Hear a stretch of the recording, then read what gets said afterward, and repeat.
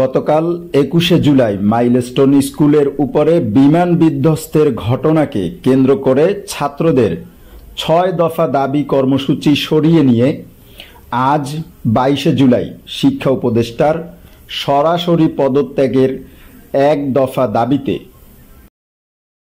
সচিবালয়ের সামনে বিক্ষোভ কর্মসূচি পালনকালে এক পর্যায়ে বিক্ষুব্ধ ছাত্রদের বিভিন্ন প্রশ্নের সম্মুখীন হন আইন শৃঙ্খলা রক্ষাকারী বাহিনীর কর্মকর্তা জনাব কামাল। ঢাকার রমনা থানায় অফিসার ইনচার্জ হিসেবে দায়িত্বরত আছেন। তিনি দীর্ঘ সময় যাবৎ অত্যন্ত ধৈর্যের সাথে বিক্ষুব্ধ ছাত্রদের বিভিন্ন প্রশ্নের উত্তর দেন এবং পরিস্থিতি ঠান্ডা রাখার চেষ্টা করেন এবং সাংবাদিকদের এক প্রশ্নের জবাবে তিনি বলেন, সকাল থেকেই ছাত্ররা শান্তিপূর্ণভাবে তাদের কর্মসূচি পালন করছে এবং এই ঘটনাকে কেন্দ্র করে কেউ যেন কোনো প্রকার বিশৃঙ্খলা সৃষ্টি করতে না পারে সেই বিষয়ে আমরা সজাগ দৃষ্টি রাখছি। 10 মাস 10 দিন সময় লাগছে, আপনি একটা আবেদন করবেন, একটা দুইটা দিন সময় লাগতেই পারে।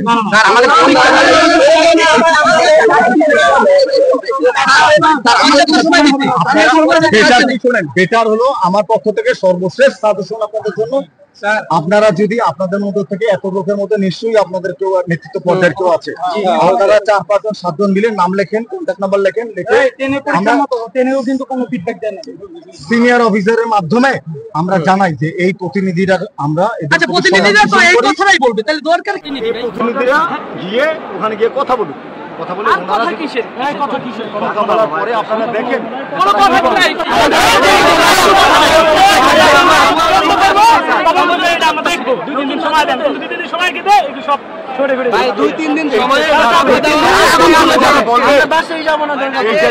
এইটা যদি ওনারা বলে এটাকে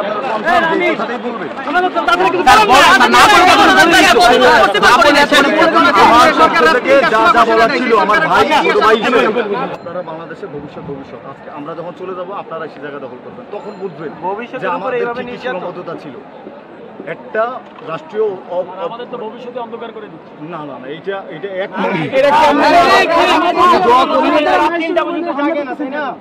ওনাকে কেন বাবুদের সারা রাত করতে হবে? আমরা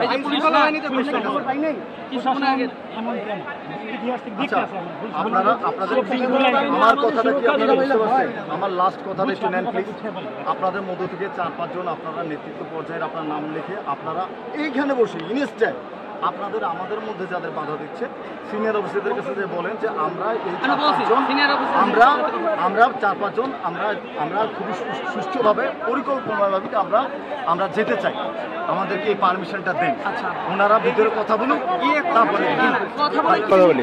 আপনি দেখলাম এতক্ষণ যে ওনাদের সাথে কথা বললেন এবং আপনি ওনাদের অনেক যুক্তি আমি নিজে স্বেচ্ছায় বলিনি, ওনারা ওই এসেছে আমি দেখেছি, ওনারা আসলো, আপনি অনেক কথা বললেন। এখন এতক্ষণ কথা বলে এবং শুরু থেকে নিয়ে এই পর্যন্ত এদের যে পদক্ষেপ বা কর্মসূচির যে অবস্থান এটা নিয়ে আপনাদের কি মতামত? ওনারা কি কোনো বিশৃঙ্খলা করছে কিনা বা আপনারা ওনাদের সিচুয়েশনটা কন্ট্রোলে আছে কিনা বা আপনারা কি প্রেডিকশন করেন? আমার প্রেডিকশনটা আমি আপনাকে এটুকুই বলবো, ওখানে যা হচ্ছে আপনিও দেখছেন আমিও দেখছি। ল অ্যান্ড এজেন্সি ফোর্সের সদস্য হিসেবে বা একজন কর্মকর্তা হিসেবে আমি এটুকুই বলবো তাদের যাবি যৌক্তিক কি অযৌক্তিক এটা সার্টিফাই করা বা এই বিষয়ে সমাধান দেওয়ার দায়িত্ব মন্ত্রণালয় আলাদা। আমরা আমার আইনশৃঙ্খলা বাহিনীর সদস্য হিসেবে আমরা সর্বোচ্চ সহনশীল তার পরিচয় দিয়েছি এবং আমরা আপনাদের দাবির সাথে আমি বলেছি যে হ্যাঁ আপনাদের দাবি আপনারা যদি যৌক্তিক মনে করেন তাহলে আপনারা টোটাল প্রসিডিউরের মাধ্যমে শান্তিপূর্ণভাবে আপনারা আমরা তো অশান্তি করতেছি না আঙ্কেল, এইটুকু এই দেড়শোরে গিয়ে যদি অ্যালাউ করে ভিতরে গিয়ে তারা আলাপ করবে। বিশৃঙ্খলভাবে তো আসলে আমাদের কোনো কিছু অর্জন সম্ভব না, তাই না? অবশ্যই এইটাই হচ্ছে আমার মূল।